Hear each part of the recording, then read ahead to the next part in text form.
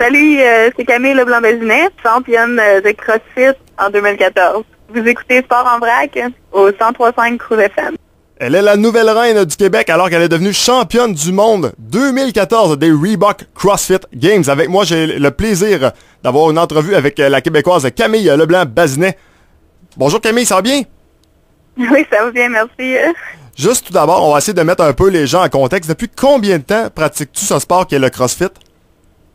J'ai commencé à pratiquer le CrossFit il y a environ 6 ans. Combien d'heures d'entraînement par semaine, juste pour le fun?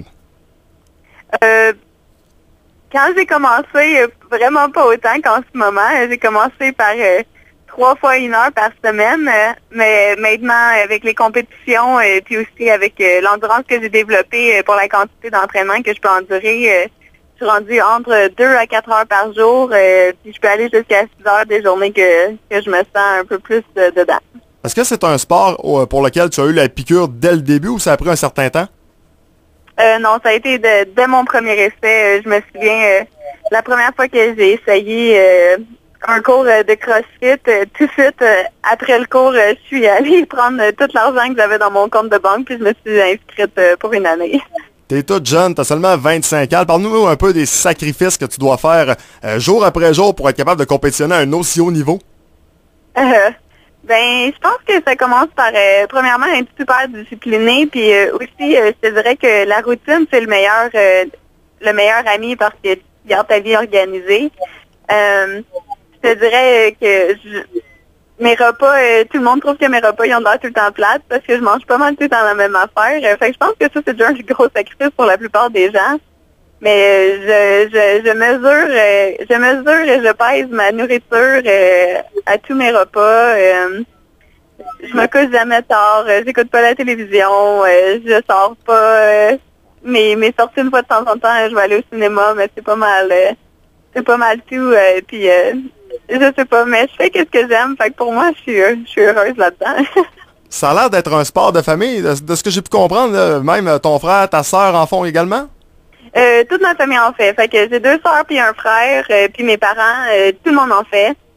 Puis c'est un peu ça la beauté, je trouve, de mon sport. Je trouve que je suis chanceuse parce que je peux aller m'entraîner dans le gym, puis la plupart de mes amis en font aussi, puis ma famille aussi en fait. Fait que au lieu d'être peut-être isolée dans mon sport, vu que j'en fais tellement, je vois quand même ma famille puis mes amis, mais c'est juste au gym. Maintenant, rentrons un peu plus dans le vif du sujet. Depuis combien de temps participes-tu à ce championnat du monde? Dans le fond, cette année, c'était ma 5e apparition aux Jeux du monde. Fait que dans le fond, je m'étais classée la première année que j'ai commencé à faire du CrossFit. Fait que j'ai un peu tout le temps été aux Jeux du monde depuis que j'ai commencé. C'est quoi les étapes pour être éligible à ce niveau de compétition? Il y a 3 étapes pour se classer pour les Jeux du monde. La première étape, ça s'appelle les Open. Puis comme le nom le dit, c'est Open, donc c'est ouvert à tout le monde. Fait que la première étape, ça dure 5 semaines. Puis pendant 5 semaines, n'importe qui dans le monde peut s'inscrire. Ils ont juste à s'inscrire sur game.crossfit.com. Puis ça coûte quelque chose comme 20 $, je pense, pour s'inscrire, parce que c'est vraiment pas cher. Puis à chaque semaine, il faut que tu complètes un entraînement. Puis cet entraînement-là, c'est comme il y a des standards qu'il faut respecter pour pouvoir soumettre ton score. Puis le monde est divisé en certaines régions. Fait qu'après que tu te classes, après dans les Open, si tu es dans les 50 premiers dans ta région, tu vas à la prochaine étape, puis ça s'appelle les régionaux. Puis les régionaux, ça, dans chaque région, il y a à peu près 50 gars et 50 filles. Puis dépendant de la région où est-ce que tu es, il y a entre 1 et 3 personnes de cette compétition-là qui va se classer pour les Jeux du monde. Puis après, aux Jeux du monde, on se bat pour être la personne la plus en forme au monde. L'an passé, tu avais terminé 16e mondialement parlant. Qu'est-ce qui fait la différence selon toi cette année? C'est sûr que tu peux t'entraîner, mais est-ce qu'il y a autre chose qui fait une différence? Ouais, moi, je te dirais que l'an passé, ça a été vraiment pour moi, ça a comme été une défaite, 16e, parce que l'année d'avant, je suis arrivée 6e, puis l'année d'avant, je suis arrivée 8e, puis l'autre année d'avant, je suis arrivée 9e.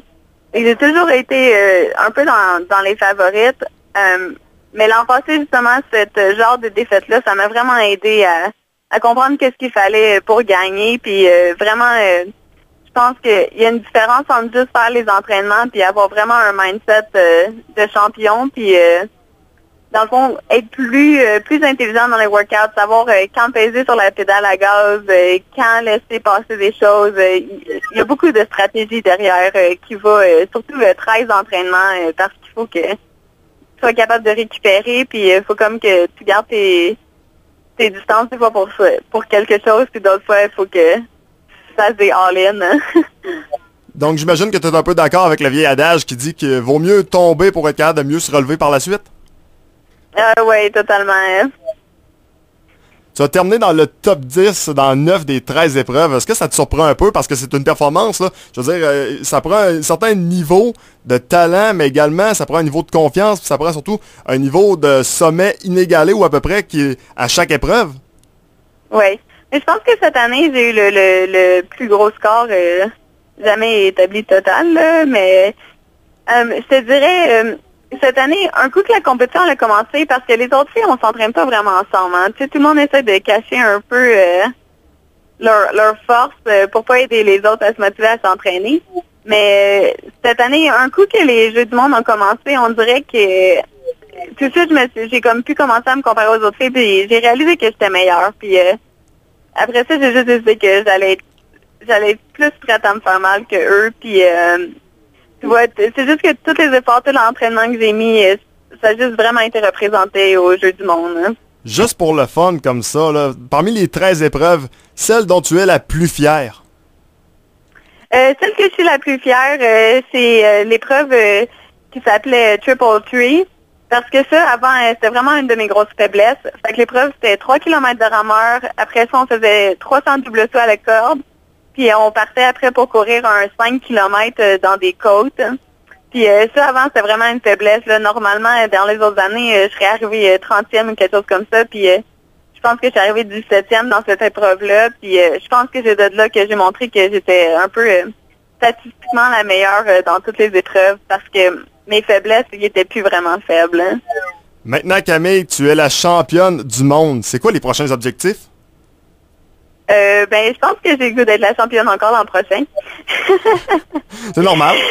Puis, mais j'aimerais ça aussi faire un peu plus de compétition d'haltérophilie, puis on verra si c'est possible de se classer pour les Jeux de Rio en 2016. Hein. Au cours des dernières heures, j'imagine que tu as remarqué un certain changement dans ta vie? Je te dirais plus du côté canadien que n'importe où ailleurs.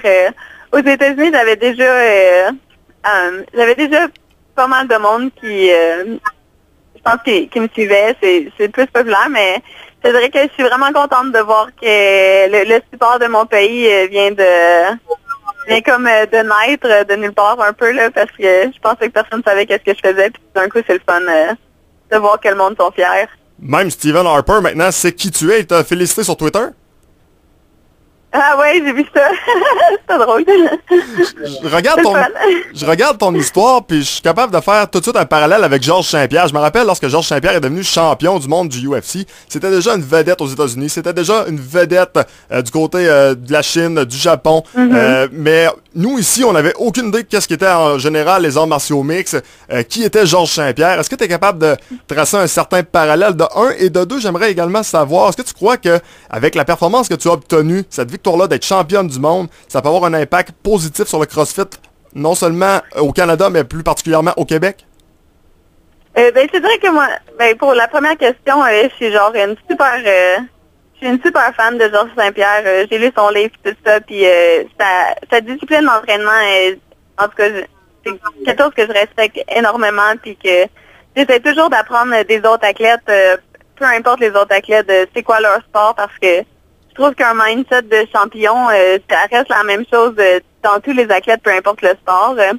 Fait que j'essaie vraiment je pense, d'amener mon sport à un autre niveau, un peu comme qu'est-ce que lui a fait. Puis j'espère surtout amener une nouvelle vision sur les façons de s'entraîner, puis amener surtout les femmes à être un bon modèle pour nos femmes, puis montrer qu'on peut être forte, puis belle, puis intelligente en même temps, puis un peu prendre sa vie en main. Hein. Est-ce que tu crois que maintenant que le sport pourrait se développer au Québec? Ben, moi, je pense que ça va sûrement vraiment aider le sport à se développer au Québec, là.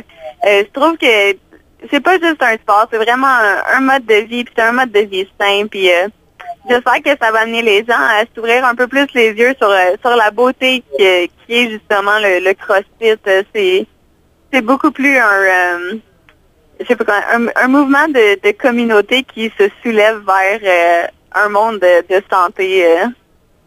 Tu es toujours à l'école, Camille, donc les prochains jours, oui, c'est l'école, mais j'imagine que là, regarde, t'es devenue championne du monde, il y a sûrement certains commanditaires qui vont vouloir se joindre à toi pour t'aider un peu, parce que ça doit coûter quand même relativement cher de voyager comme ça aux États-Unis, un peu partout pour faire des compétitions. Oui, ça coûte quand même cher, mais je te dirais que, comme j'ai dit, aux États-Unis, moi, j'étais quand même déjà beaucoup connue. Je te dirais, j'étais déjà l'athlète la plus féminine, un peu la plus connue aux États-Unis. Puis j'avais déjà beaucoup, c'est un gros mot, là. J'avais déjà assez de sponsors pour être capable de vivre. Mais c'est sûr qu'en gagnant les Jeux du monde, ça l'aide à avoir un peu plus le gros côté du bâton quand que c'est le temps de dealer pour les nouveaux contrats de cette année. Fait que, en tout cas, j'ai bien hâte que ma vie devienne peut-être un petit peu plus facile financièrement. Camille, en terminant, merci d'avoir accepté mon invitation. Félicitations, encore une fois. Je pense, on pourrait déjà le mentionner, tu es une grande fierté pour le Québec avec ce championnat. Et non seulement pour les propos que tu as tenus, je trouve que ça t'honore. Tu as des propos qui sont intelligents, qui sont sensés également, pour non seulement pour toi, mais pour la relève de demain. Ça t'honore. Félicitations, tu es une vraie championne. Puis bravo encore une fois pour ta performance qu'on peut qualifier d'unique. Merci beaucoup. Merci, à la prochaine. Bye bye. Bye. Donc voilà notre nouvelle reine, notre championne du monde, Camille Leblanc-Bazinet, qui a remporté les CrossFit World Games 2014 du côté de Los Angeles.